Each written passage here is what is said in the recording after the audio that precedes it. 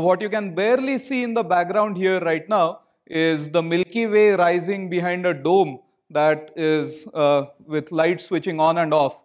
So I'll come back to this video later. For now, let me just introduce my group in the meanwhile. The work that I'm presenting here is from our group at IIT Bombay as well as this large international team. Amazing students that I have an opportunity to work with here within 2-semester projects. Most of them have at least one publication from what they've been working with. So what keeps this eccentric team of astronomers up at night and sometimes also during daytime? I'll focus on two questions here. The first one is that where are all the heavy metals in the universe formed? Okay, and the second question that I will try to address is what is the equation of state of ultra-dense matter in the universe? So let me try to give a oversimplified explanation of these two questions. The first one is, I'm sure you have all heard, is that we are all made of stardust. But we sometimes kind of fail to appreciate how hardcore all of us here are. So suppose you look around and say, okay, where did all the oxygen come from? So you have all seen the periodic table many times, I'm sure, but this is color-coded a bit differently. What this is telling you is to make oxygen that we are all breathing just now, you rewind the clock by a few billion years, you start up with a star, you create a star that is, say, 10, 20 times heavier than the sun, and then you blow it up. Okay, and that is where all the oxygen was synthesized and dispersed in the universe. But then you look around and say, okay, I'm wearing maybe a gold ring, where did that get made? Or if I'm looking at platinum, thorium, uranium, where did those get synthesized? Well, blowing up a single star is not cool enough for that. So when these massive stars explode as a supernova, you actually can leave behind either a black hole, or sometimes you leave behind a very dense compact remnant called a neutron star. Okay, this is typically around 1.5 times the mass of the sun, about the size of the city of Mysore, maybe a bit larger, but not a lot more. Okay, and then you take two of these neutron stars, which are already dead enough, but you make them collide with each other, and that is where you synthesize this huge purple block of elements that you can see. Okay, now this to me sounds very much like a plot of a Rajnikant film. And you kill a star and then you kill it again, and then you say, now I have gold coming out of it. So clearly we need more observational evidence for this. So this is question one. Equation of state, of course, is nothing but the relation between pressure, density, temperature. So we are all familiar with basic gas laws, or this is a phase diagram for water. The equation of state that I am talking about is not about normal elements here or normal atoms and molecules. I am talking about the equation of state of ultra-dense matter. So if I have densities which are equal to the density of an atomic nucleus or a factor of few times larger, what exactly is the relation between pressure and density there? Okay, and these are some things which are pretty hard to probe at lab scales. Well, these are questions pertaining to making new elements and exploring atomic nuclei. So you could start with a particle physics approach, and you could just take two particles and collide them together. Okay, I called it a Rajnikant film, so two particles are clearly not enough. What more can I do? You could take bunches of particles and collide them together. And of course, we do a lot of this in particle accelerators. But with due apologies to all particle physicists here, I'm an astronomer, so I want to make this on a much, much larger scale. So how about we jack up the numbers a little bit and take something like 10 raised to 57 particles and collide them together. And the way you would do something like that is simply wait and watch, and the universe sets it up for us. So here are two neutron stars. They are orbiting a common center of mass. As they orbit, they lose energy by emitting gravitational waves. And as they lose energy, the orbits shrink and eventually they collide, and in a massive explosion, emit a burst of gravitational waves, but also eject some matter, and along the way emit a large amount of radiation in X-rays, radio waves, optical, infrared, ultraviolet, all across the electromagnetic spectrum. So this was an animation which was set up by some of our colleagues. You can see them taking 50% of the time for the credits. But this was an event which was observed by LIGO. So this is a flyby of the LIGO Livingston laboratory. I'm sure all of you here have heard about gravitational waves. Many of you might have heard about it in an IAS symposium 2 years ago, in fact. Uh, LIGO consists of these two 4-kilometer long tunnels perpendicular to each other, and it is a giant interferometer. There are two of these operational right now in the US, one in Italy, a fourth one being set up in Japan called Kagra, and then a fifth one will come up in India, the LIGO India project. I won't go into how we detect gravitational waves in this, but when we in the LIGO scientific collaboration detect gravitational waves, we immediately send out alerts to astronomers around the world for EM follow-up. Okay, so why do we want to follow this up in electromagnetic waves? Well, each different, so we have heard a lot of talks about work with molecules and so on, right? And you usually want to use some kind of a tracer to figure out what is going on. In this case, the electromagnetic radiation is working as our tracer. Gravity traces mass. Okay, so when we detect a source in gravitational waves, we actually are probing the basic dynamics of the system. Where was the mass? How did it move? What was the orbit like? Okay, but with electromagnetism, we are actually probing the surface. So it's a very different set of physics. How much matter was ejected? Were those jets created, or was it really just an artist's impression? What exactly happened in the entire source is a combination of these two sides. And these are two complementary sets of information, and we have to put them together in order to get the complete astrophysical picture of what is going on. So here is the first and only event of this sort that has been detected so far. We call it GW170817. That simply stands for a gravitational wave event detected on the 17th of August 2017. Okay, this was announced during Diwali last year. The announcement was made in October, but the event itself, here at the bottom, you see the LIGO detection plot itself. This is frequency, this is time, and you can see a signal that is rising with frequency as a function of time. This really is audio frequency, so you could play it, and it pretty much sounds like whoop, and that's called a chirp signal. But what is interesting is that along with that, some space telescopes actually saw a coincident gamma ray burst, a short, bright flash of gamma rays. And by cosmic standards, this event was very much in our neighborhood, only about 120 million light years away. That's what we would call the local universe. And I remember sending, this happened, of course, on a nice lazy evening when I was sitting back hoping to enjoy dinner. And immediately my phone buzzed saying, finally there is a LIGO alert, we need to follow this up. So we immediately assembled our group saying, look, this is a big deal. We have to get after this. So how do you follow this up? The first approach, of course, is AstroSat. So I was part of the team that built AstroSat. And the CZTI detector has detected about 172 such gamma ray bursts over just under 3 years of operation so far. And if there was a burst like this, we should have seen it, but we did not. And that just doesn't make sense. If we are up there, if we were functioning normally and we did not see the burst, what went on? So what went on was that AstroSat is in what we call a low Earth orbit. The radius of the Earth is about 6,500 kilometers. AstroSat is another 650 kilometers above that. So the Earth at any point of time blocks about 30% of the sky as seen from AstroSat. Right? And the very fact that we did not see such a bright event leads to only one conclusion, that it had to be hidden behind Earth. So what is shown here is this white circle that you see is the part of the sky that was hidden behind Earth, as seen by AstroSat. The big brown circle is the initial location of the source on the sky as calculated by the Fermi satellite, which did see this burst. And we actually allowed to kick out half of that, saying, no, if it was in the lower right half of your localization, we would have seen it. So we did a factor of 2 better on localization. Eventually, the source which was found was located somewhere here. So our calculations there were right. What started after that was a huge frenzy of observations. Okay, lot of telescope names here popping up.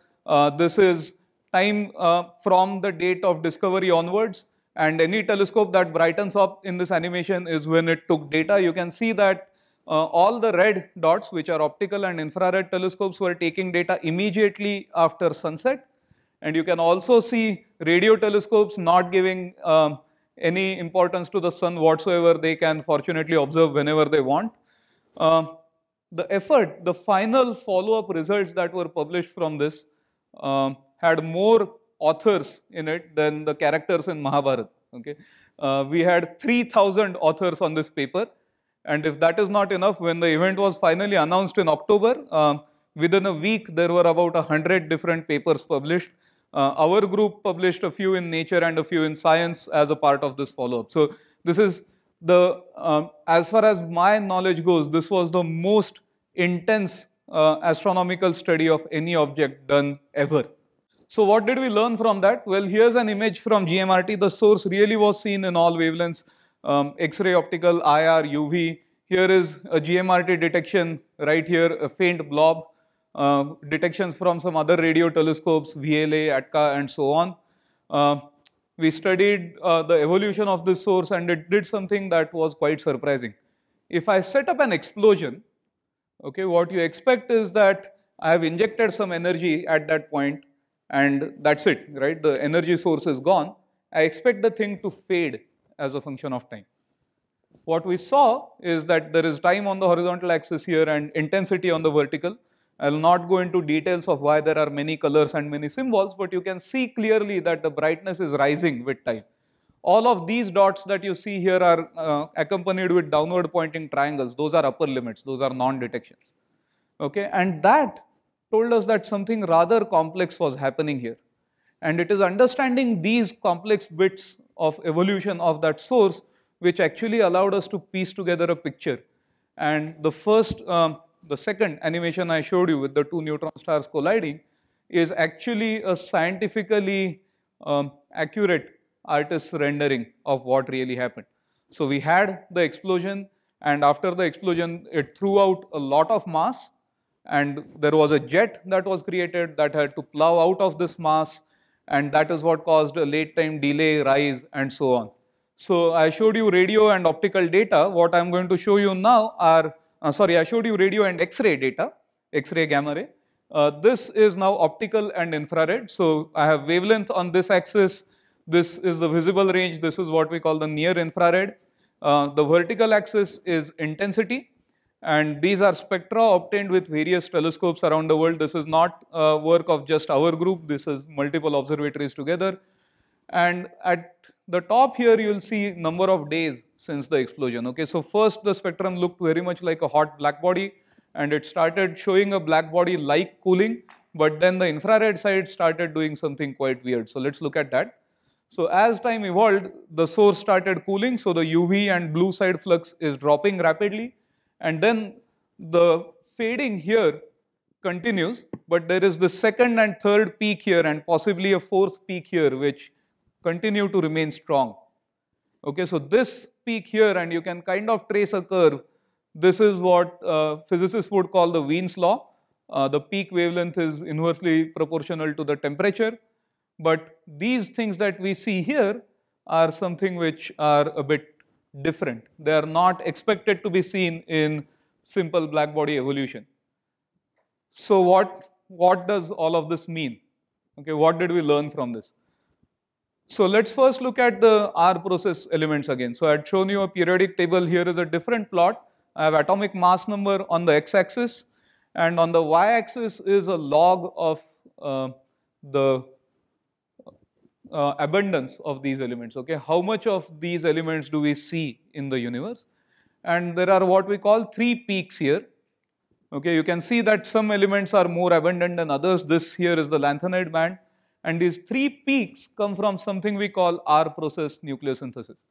Okay, so these elements are formed in a highly neutron-rich environment, which is what led people to postulate in the first place that you have to have 2 neutron stars colliding in order to synthesize these elements.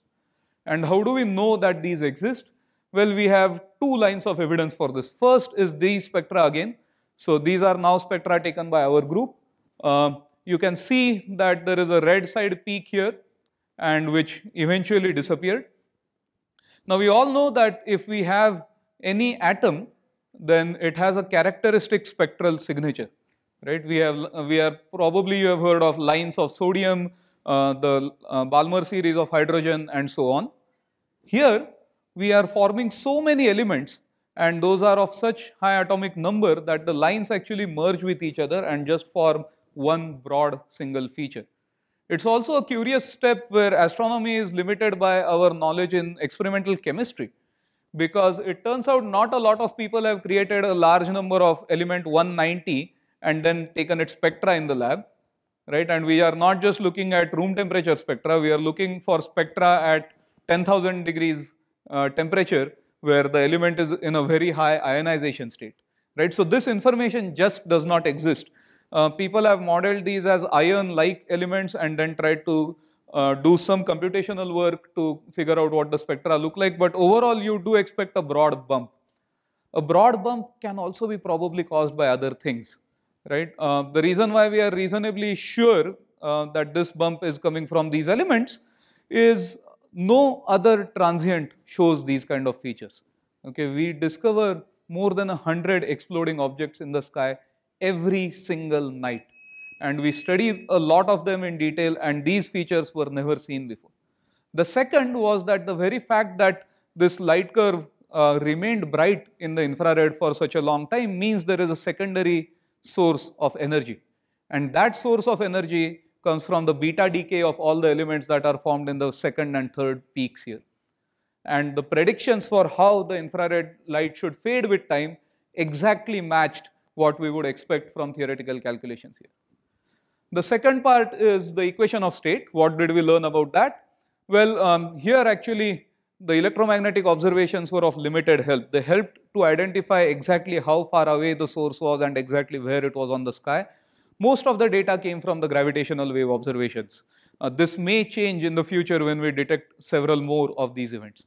So what we already knew, so equation of state, we roughly talk of them as a soft or a stiff equation of state. So think of it as a ball that you're holding in your hand. If you apply pressure, if it is squishy, it is soft, and that means the density is changing a lot. But if the density does not change, which means it doesn't get squished, it is stiff. Now the very fact that heavy neutron stars exist means that the equation of state can't be too soft.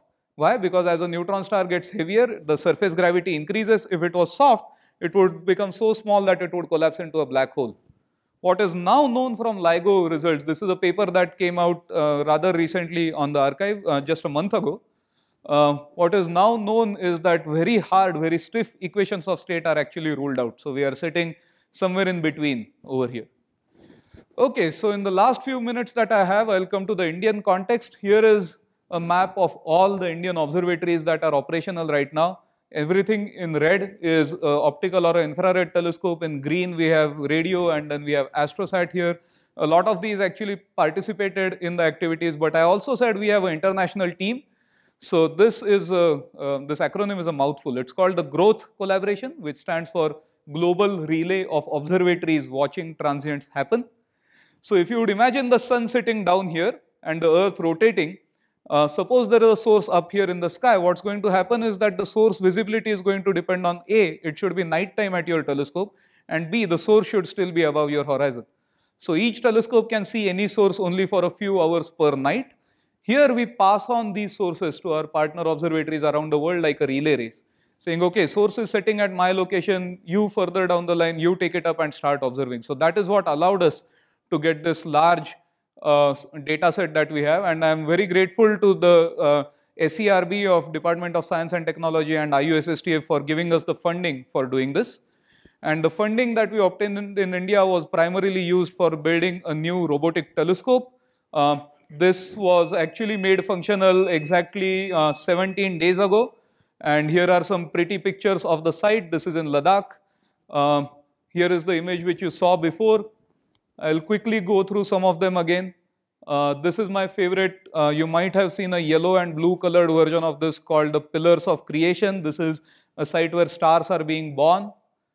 And we are proposing a very ambitious mission to ISRO, where we will actually be able to double the efficiency of LIGO in detecting these kind of sources.